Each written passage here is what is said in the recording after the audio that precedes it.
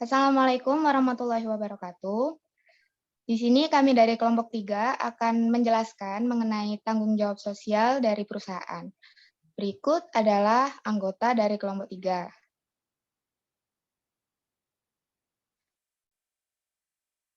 Saya Mutiara Akila Wanda Naomi, NIM 11. Saya Sofa Konita Jarifita Kifa, NIM 42.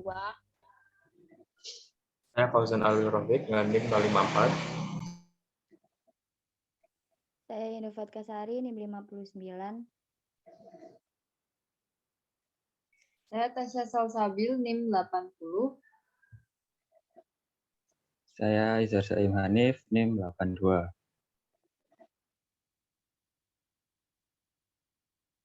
Nah, topik yang akan kita bahas adalah tanggung jawab legal dan moral perusahaan. Yang kedua, pandangan tentang tanggung jawab sosial. Dan yang ketiga, tanggung jawab ekonomis dan sosial. Untuk poin nomor 1 akan dijelaskan oleh teman saya.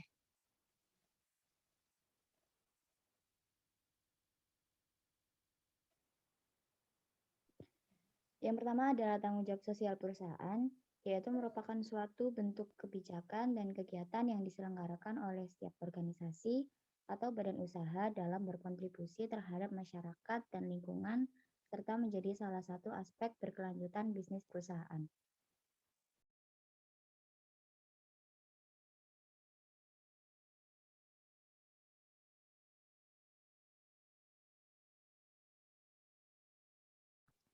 Tanggung jawab legal dan moral perusahaan. Perusahaan memiliki tanggung jawab legal karena berbadan hukum. Perusahaan berbadan hukum harus menaati peraturan hukum dan harus memenuhi hukuman bila terjadi pelanggaran.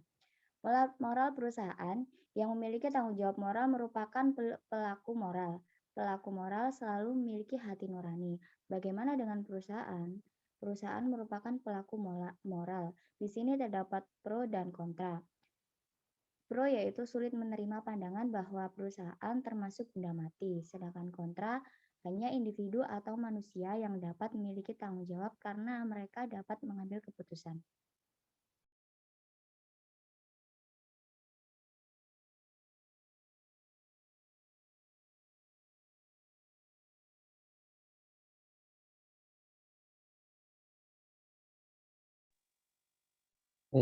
Baik, selanjutnya ada tanggung jawab sosial perusahaan. Tanggung jawab sosial perusahaan maksudnya adalah tanggung jawab moral perusahaan terhadap masyarakat.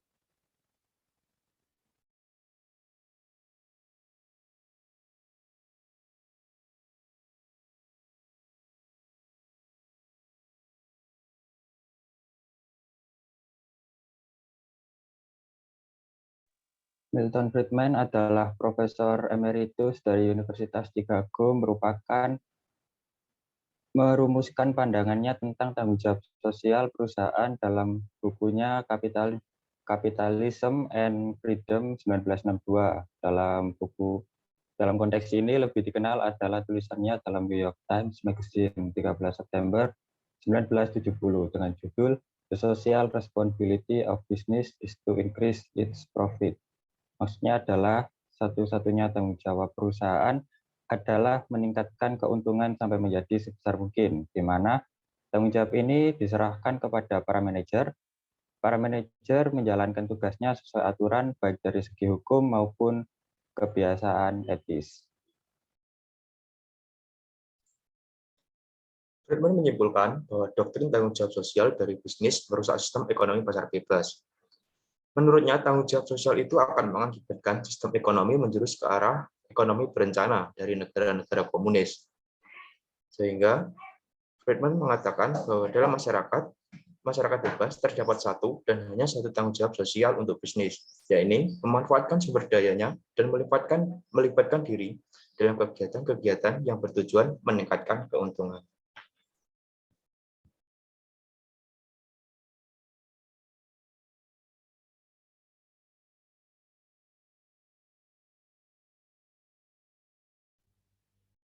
Hal yang ditolak dari pandangan Friedman adalah tekanan yang berat sebelah pada pemegang saham, di mana ia hanya memperhatikan stakeholder benefit.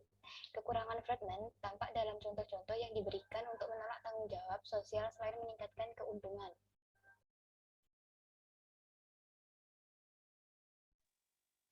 Berikutnya yaitu tanggung jawab ekonomis dan sosial dari perusahaan.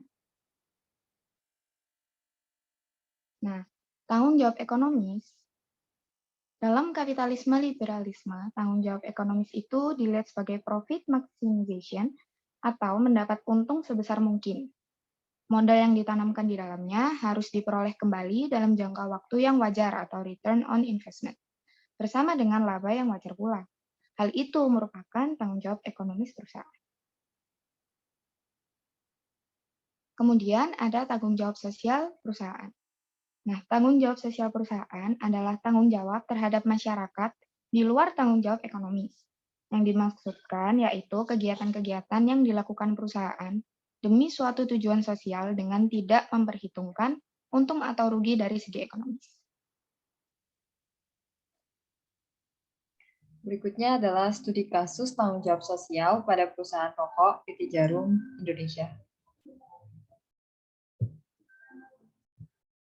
Tanggung jawab sosial seperti yang dilakukan oleh salah satu perusahaan rokok di Indonesia, PT Jarum, yaitu mendirikan sebuah foundation yang menangani masalah pendidikan, olahraga, dan sebagainya, yaitu Jarum Foundation. Ini adalah contoh nyata dari tanggung jawab sosial perusahaan atau corporate social responsibility terhadap masyarakat.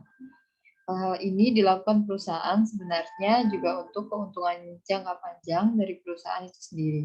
Seperti perusahaan akan lebih dikenal oleh masyarakat sekitar karena mereka mempekerjakan masyarakat sekitar.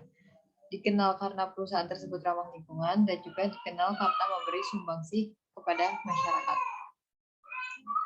Analisis kasus dari contoh kasus yang disebutkan merupakan bentuk kepedulian dari perusahaan PT Jarum terhadap kepedulian sosial, yaitu mendirikan yayasan pendidikan, olahraga, dan sebagainya dengan nama Jarum Foundation.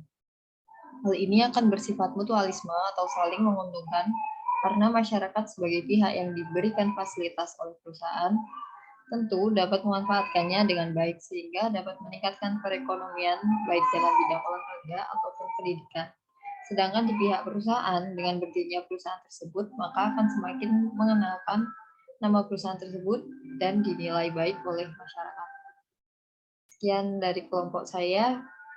Terima kasih. Wassalamualaikum warahmatullahi wabarakatuh.